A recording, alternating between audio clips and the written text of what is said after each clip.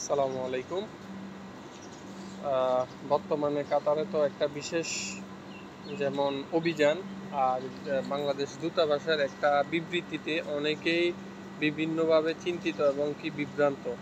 তো অনেকে বিষয়টা বোঝেন নাই, অনেকে বিষয়টা জানছেন বা বুঝছেন।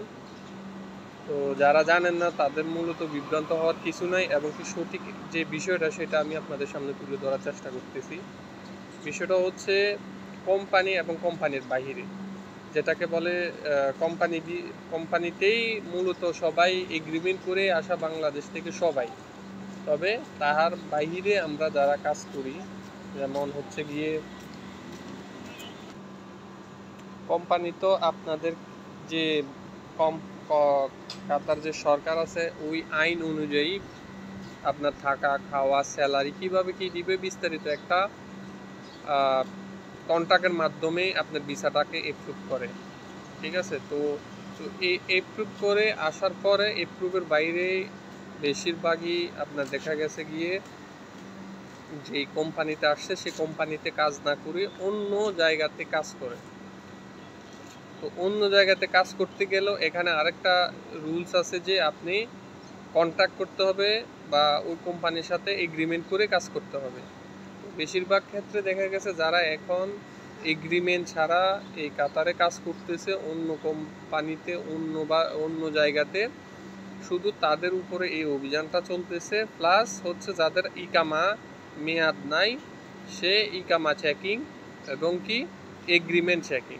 তো যারা বর্তমানে তাদের কোম্পানির বাইরে কাজ করে কোনো প্রকার এগ্রিমেন্ট ছাড়া, কোনো প্রকার প্রমাণপত্র ছাড়া, তাদের উপরে এই অভিযানটা চলতেছে। যাদেরকে এই প্রমাণপত্র নাই এবং এগ্রিমেন্ট নাই তাদেরকে, যারাই এখানে সিআইডি এবং পুলিশের হাতে ধরা খাইতেছে তাদেরকে সিধা সফর জেল দিতেছে। কেননা এখন এখানে বিষয়টা হচ্ছে গিয়ে বেশিরভাগই এগ্রিমেন্ট ছাড়া যারা কাজ করতেছে, মূলত একটা সমস্যা সবচেয়ে বেশি, কাজ করতেছে কিন্তু স্যালারি পাইতেছে না, কাজ করতেছে যে রুলস রেগুলেশন আছে সেগুলো ফলো করতেছে না।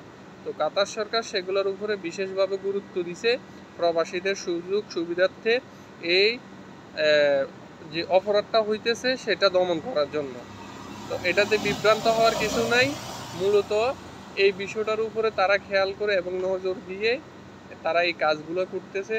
তো আমাদের যাদের এগ্রিমেন্ট নাই, এগ্রিমেন্ট ছাড়া আমরা কাজ করতেছি, কন্ট্রাক্ট ছাড়া কাজ করতেছি, কাতার আইডি নাই, আমরা এই দুটো বিষয় সংশোধন করে কাজ করার জন্য ওনারাও কাজ করে যাইতেছে, যাতে আমরা এই অপরাধ থেকে দূরে থাকি। ভালো থাকবেন সবাই, সুস্থ থাকবেন।